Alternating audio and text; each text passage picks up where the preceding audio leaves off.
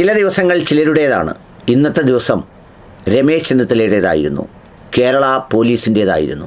വളരെ ശ്രദ്ധേയമായ രണ്ട് സംഭവവികാസങ്ങളിൽ ചില കരുക്കൾ, ചില ഇടപെടലുകൾ, ചില നിയമ നടപടികൾ നീക്കിയ ദിവസം കൂടിയായിരുന്നു ഇന്നത്തെ ദിവസം. അതിൽ ഏറ്റവും അവസാനത്തേത് ഇതാണ്. ഇടവേളയ്ക്ക് മുൻപ് സൂചിപ്പിച്ചതുപോലെ ദില്ലിയിലെ വിദ്യാർത്ഥി പ്രക്ഷോഭത്തിൽ പങ്കെടുത്തവർക്കെതിരായ അധിക്ഷേപ പരാമർശത്തിൽ, അസംബന്ധ പരാമർശത്തിൽ സംഘപരിവാർ സഹയാത്രികൻ TG മോഹൻദാസ് ഇപ്പോൾ കസ്റ്റഡിയിലായിരിക്കുകയാണ്.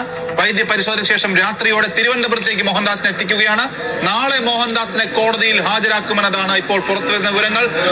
TG മോഹൻദാസ് എന്ന് പറയുന്ന ഒരു മനുഷ്യൻ, അദ്ദേഹം സംഘപരിവാർ സഹയാത്രികൻ എന്ന് പറയുമ്പോഴും സംഘപരിവാറുകാർക്ക് പോലും അദ്ദേഹത്തിന് സ്വീകാര്യമാകാത്ത വിധമുള്ള അധിക്ഷേപ പരാമർശങ്ങളാണ് ജന്തർ മന്ദറിലെ സംഭവവുമായി ബന്ധപ്പെട്ട് അദ്ദേഹം നടത്തിയത്.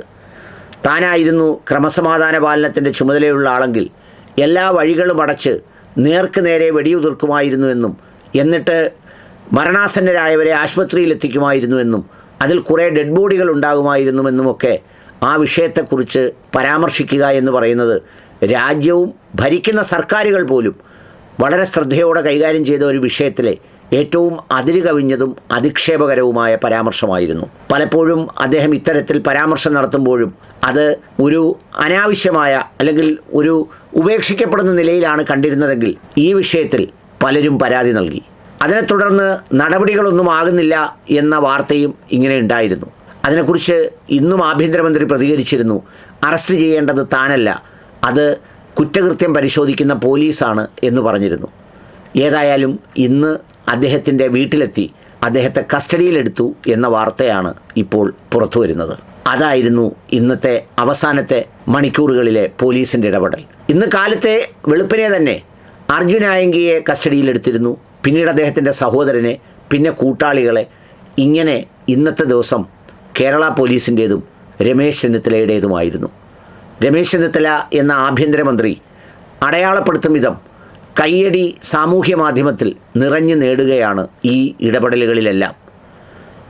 മയക്കുമരുന്നിനെതിരെ നടത്തിയ തൂഫാൻ പോരാട്ടം, അതും ഏറെ ശ്രദ്ധേയമായി എന്നതിനോടൊപ്പം തന്നെ അദ്ദേഹത്തിൻ്റെ മകൻ രോഹിത് ഇത്തരമൊരു ഓപ്പറേഷൻ നടത്തുമ്പോൾ തൻ്റെ പിതാവിൻ്റെ ജീവന് ഭീഷണിയുണ്ട് എന്നത് സൂചിപ്പിച്ചത് പലരും അത്രമേൽ ശ്രദ്ധിച്ചില്ലെങ്കിലും അത് വളരെ വാസ്തവമായ ഒരു കാര്യമാണെന്ന് പലപ്പോഴും എനിക്ക് തോന്നിയിട്ടുണ്ട്. ഞാൻ ഈ വിഷയത്തെ സംബന്ധിച്ച് റിട്ടയറായ പല പോലീസ് ഉദ്യോഗസ്ഥരെയും നമ്മുടെ അലക്സാണ്ടർ ജേക്കബ് സാറിനെ അടക്കം ചർച്ചയ്ക്കും പ്രസംഗത്തിനും വീഡിയോയ്ക്കും ഒക്കെ ക്ഷണിക്കുമ്പോൾ അവരൊക്കെ പറഞ്ഞ മറുപടി നിങ്ങളൊക്കെ ഊഹിക്കുന്നതിനേക്കാൾ അപ്പുറമാണ് ഈ റാക്കറ്റ് എന്നാണ്. ഇതിൽ സ്പർശിക്കുക, ഇതിൽ നടപടിയെടുക്കുക എന്ന് പറയുന്നത് ഒരു ചെറിയ കാര്യമല്ല. അതിൻ്റെ ഇമ്പാക്റ്റ് വളരെ വലുതാണ് എന്നത് തന്നെയാണ് അവർ സൂചിപ്പിച്ചത്. ഏതായാലും അതിനെ ശരിവെക്കുന്നതാണ് ആ മകൻ്റെ ആശങ്കയും. സംഗതി ഇന്ന് തിളങ്ങി കേരള പോലീസ്, ഒപ്പം രമേശ് ചെന്നിത്തല എന്ന ആഭ്യന്തരമന്ത്രി.